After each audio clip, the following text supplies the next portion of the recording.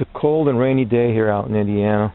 My God, yesterday was 80. Today, right now it's 48 degrees and it's raining.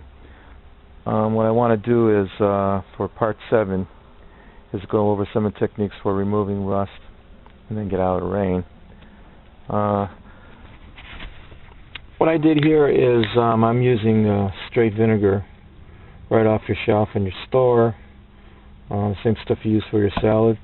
What you do is you soak your parts for how long you want.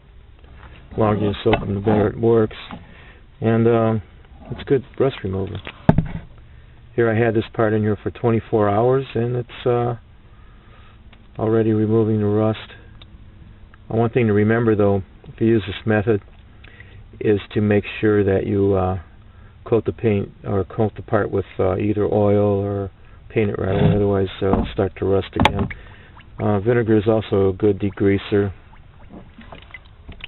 Right here I have an old grease gun I haven't used in years, and I decided to throw this thing in here too, and it's doing a great job of removing the grease. So that's another thing you can do. I'm going to cover this up so the rain doesn't get in and dilute the vinegar.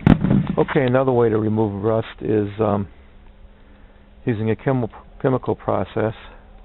What I'm using here is stuff called navel jelly. It's this pink jelly-like substance. It's been around for years. I used it in the 70s, and it does a pretty good job of removing rust. Like with any other of these projects, when you use chemicals, make sure you use safety glasses or goggles and some gloves, because it can irritate your skin and splash in your eyes, so be very careful. But the process is real easy. It's just like painting.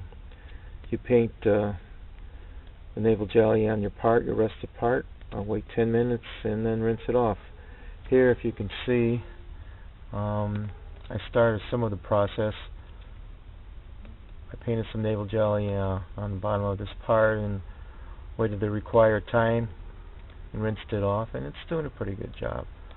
I'm going to finish this frame with the navel jelly and then hose it off and give you an idea what it looks like prior to painting. So that'll end part 7 of the 58 wheel horse restoration. Thanks for watching, and be patient with me. I've been on this project now for 3 weeks, and it's taking a while because, well, basically this is an old machine, and I want to make sure that I do a good job and get the rust off and the part freed up without getting into a lot of problems, because face it, these parts are hard to come by. Well, okay, catch you later. Here's a little extra part I'm calling part 7A. Standing out here in the rain, so I'm going to make this quick. Probably a lot of you want to know how this navel jelly worked. I coated the entire front portion of the frame with the navel jelly, and I hosed it off 10 minutes later like it said. And you can see here it did a pretty decent job, considering that this frame here has been buried for 26 years. So from this point I probably will just start sanding it and using the wire wheel grinder on it with the coarse wire brush on it, finish it off, and then paint it. I'm not too worried about. I put a little bit of the navel jelly on the part of the hood, or what might be considered the dash area.